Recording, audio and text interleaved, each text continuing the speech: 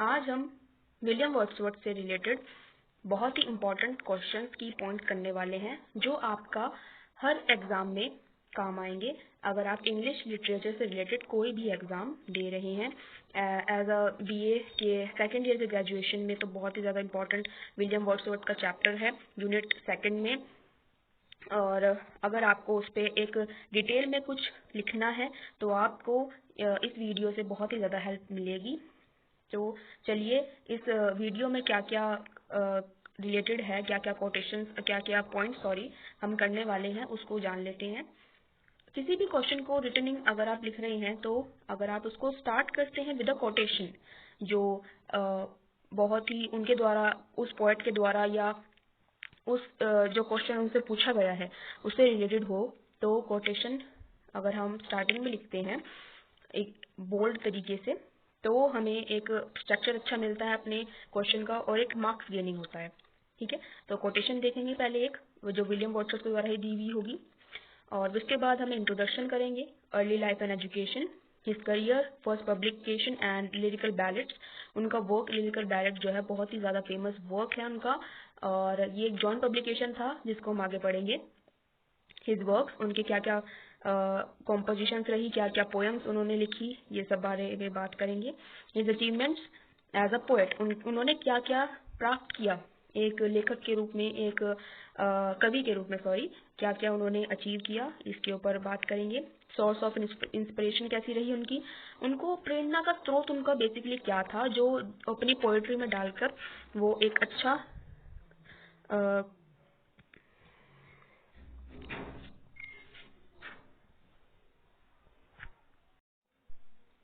उनकी source of inspiration क्या रही, उनका पोएटिक क्वालिटीज़ क्या क्या थी, ये इसके ऊपर बात करेंगे हम आगे।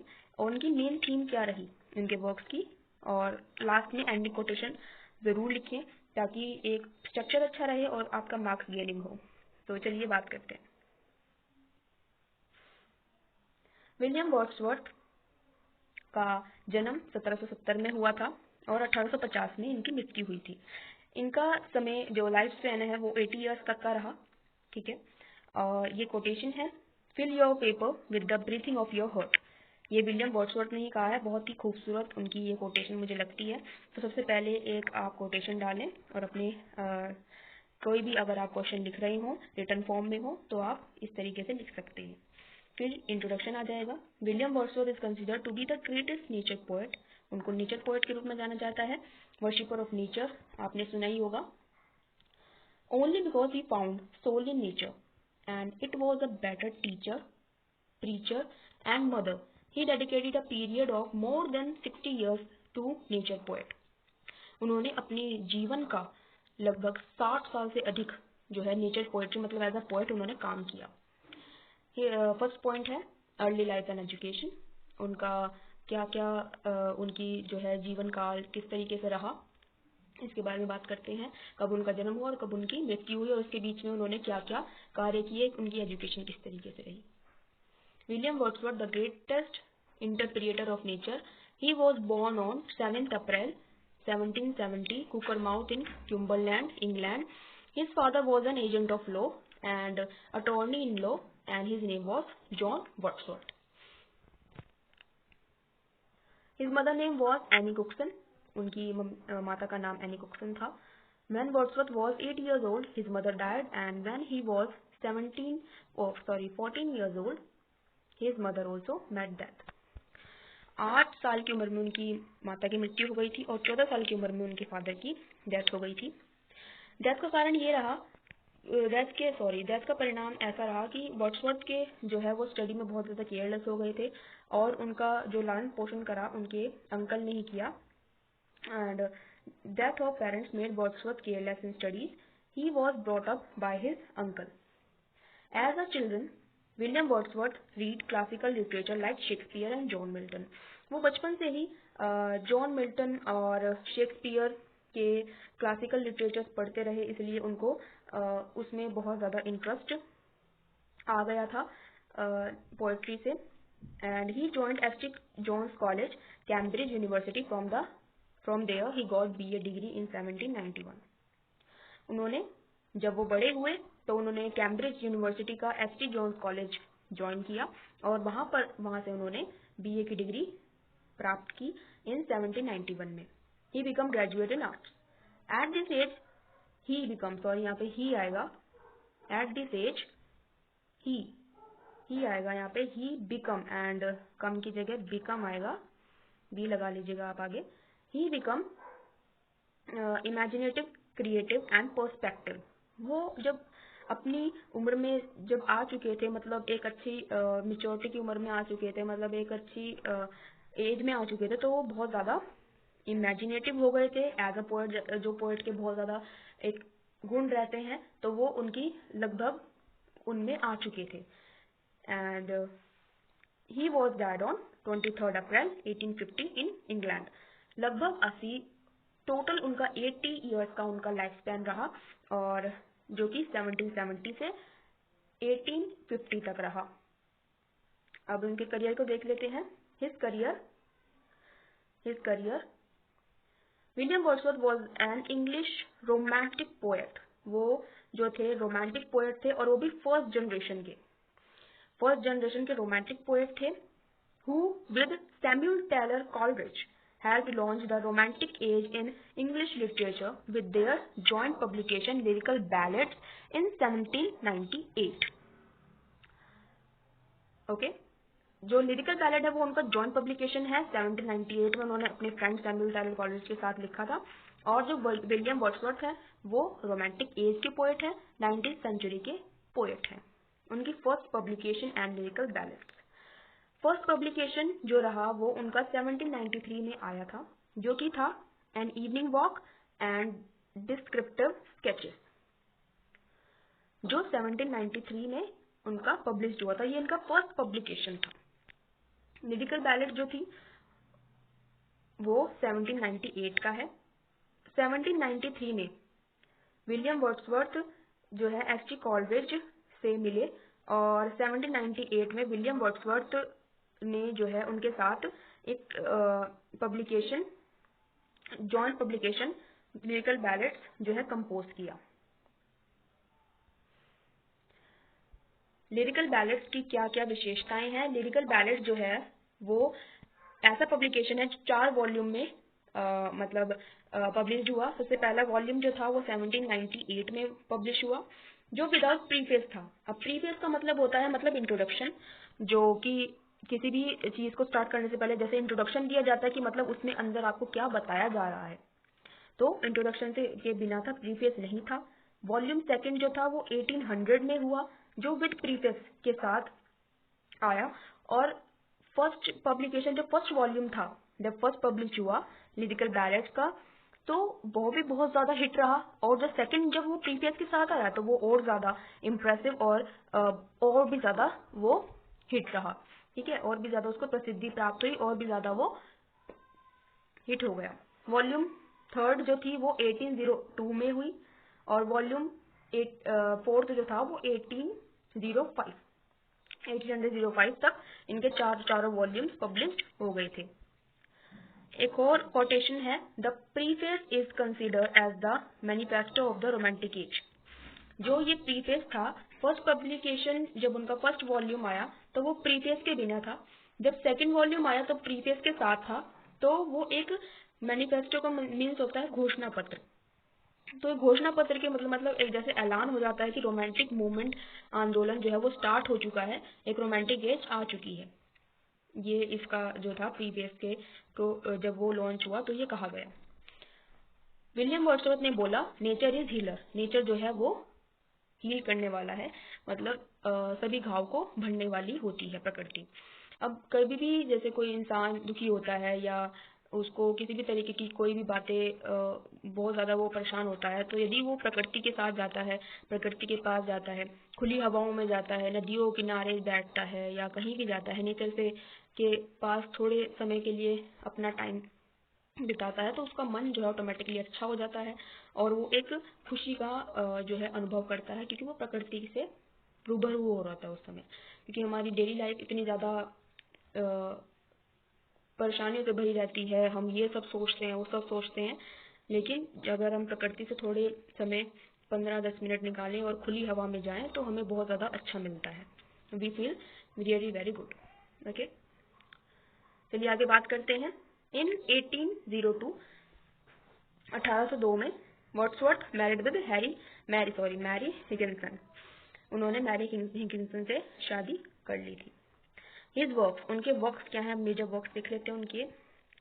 एन इवनिंग वॉक इन 1798 उनका फर्स्ट पब्लिकेशन रहा, और डिस्क्रिप्टिव स्केचेस भी उनका फर्स्ट पब्लिकेशन था. दोनों ये जो है उनके फर्स्ट पब्लिकेशन है. फर्स्ट पब्लिकेशन है. ओके, द रेकर बैरेट जो आया वो 1798 में था. लूसी पोएम्स, बहुत ही मेजर लूसी पोएम्स जो हैं वो उनकी कही जाती हैं, जिसमें 3 Years She Grew भी इंक्लूडेड है. इन्होंने लगभग 5 लूसी पोएम्स, लूसी को एक इमेजिनेटिव गर्ल जो थी वर्ड्सवर्थ की, उसके ऊपर लिखी है. बहुत ही पब्लिश हुई थी, जब पब्लिश हुई थी बहुत ही प्रसिद्धि प्राप्त है इनकी लूसी पोएम्स, जो भी नेचर से रिलेटेड ही है.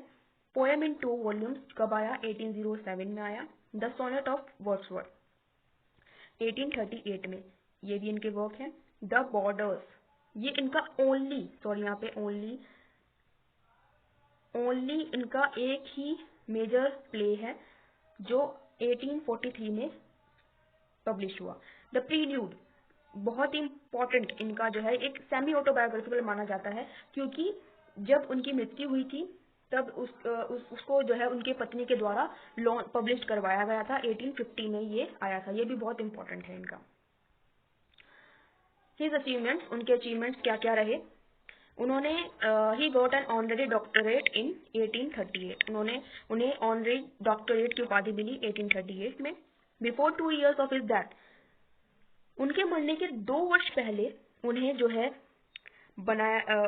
जो है laureate of England, the laureate of England की उपाधि दी गई.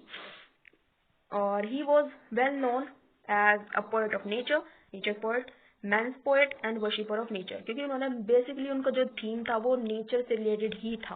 उन्होंने ज़्यादातर वर्क जितने भी देख लीजिए आप उनके, वो नेचर से रिलेटेड ही हैं. फिर पॉइंट है, बहुत इंपॉर्टेंट पॉइंट है, सोर्स ऑफ इंस्पिरेशन क्या रही. अब पोएट हैं तो सोर्स ऑफ इंस्पिरेशन तो बहुत ही ज़्यादा मीन हो जाता है. He got his source of inspiration out of travelling, gazing at the beauties of nature. ये भी नेचुरल ऑब्जेक्ट्स. ओके, ये इनका सोर्स ऑफ इंस्पिरेशन था.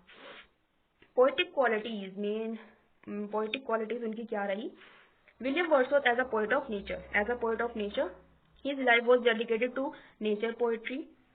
William Wordsworth is considered to be the greatest nature poet only because he found soul in nature and it was a better teacher and preacher. वो मानते हैं कि जो nature है वो एक बहुत ही nature never betray the heart that loved her. Wow, nature जो है वो कभी भी उसके साथ विश्वासघात नहीं करती जो दिल उसको प्यार करता है.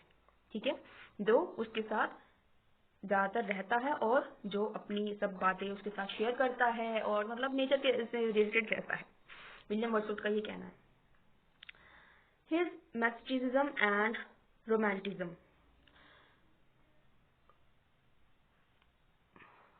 विलियम वर्ड्सवर्थ, और यहाँ पे वर्ड लिख दिया मैंने.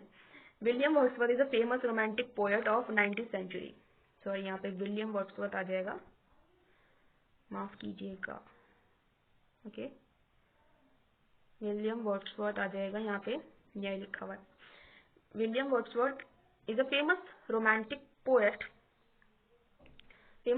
poet of 19th century. He gave the English literature to launch romantic era. जैसे मैंने कहा ना, लिरिकल बैलेट्स जब आई थी तो वो ऐसा मैनिफेस्टो था जब प्रीफेस उनका लॉन्च हुआ कि मतलब रोमांटिक मूवमेंट जो है वो स्टार्ट हो चुका है. तो जब उन्होंने इंग्लिश लिटरेचर में अपना आए, वो जब उन्होंने अपनी प्रसिद्धियां प्राप्त करनी शुरू कर दी तो ऐसा लगा कि उनके आने से रोमांटिक एरा स्टार्ट हो चुका है. विद हिज फ्रेंड, यहाँ पे by his friends S.T. Coleridge, Samuel Taylor Coleridge, joint publication lyrical ballads वो joint publication है in 1798. His poem Like We Are Seven is the best example of mysticism. उनकी जो poem है VR7, हाँ, उनकी जो पोयम है VR7, जिसमें जो एक गर्ल है वो पोएट से जो पोएट है उसके साथ उनकी एक कॉन्वर्सेशन चल रही होती है कि वो पोएट उनसे पूछते हैं कि आप कितने भाई बहन हो। तो वो गर्ल जो होती है वो बताते हैं कि हम 7 भाई बहन है, 7 भाई बहन है, और 2 जो हैं वो सेलिंग पे गए हैं क्योंकि वो सेलर हैं, और 2 जो हैं वो अपना 2 जो है वो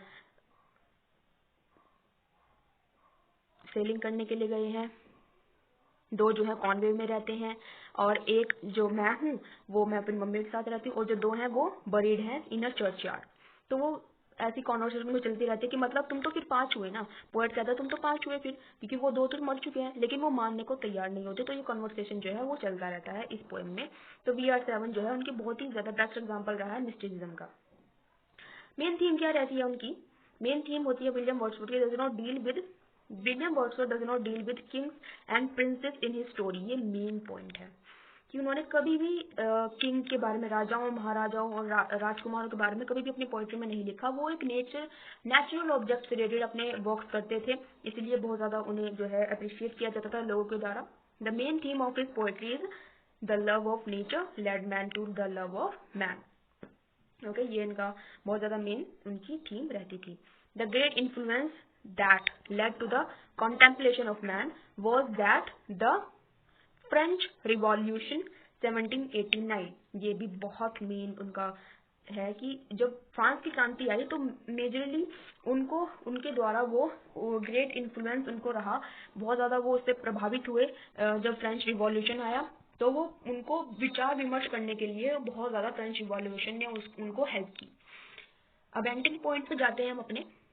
ये कोटेशन है, come grow old with me, the best is yet to be. ये विलियम वर्ड्सवर्थ के द्वारा लिखी गई है। अगर आप एंडिंग में लिखें या फिर मिडिल में डाल दें कहीं भी, और लास्ट में एक एज अ कंक्लूजन के रूप में लिख दें तो भी बहुत अच्छा रहेगा as a writing as a question. अगर आप कोई शॉर्ट क्वेश्चन लिख रहे हैं या वेरी शॉर्ट लिख रहे हैं या कहीं भी कुछ भी लिख रहे हैं, अगर आप कोटेशन डाल देते हैं तो एक इम्प्रेसिव वे रह जाता है कि मतलब स्टार्टिंग अच्छी होती है क्वेश्चन की।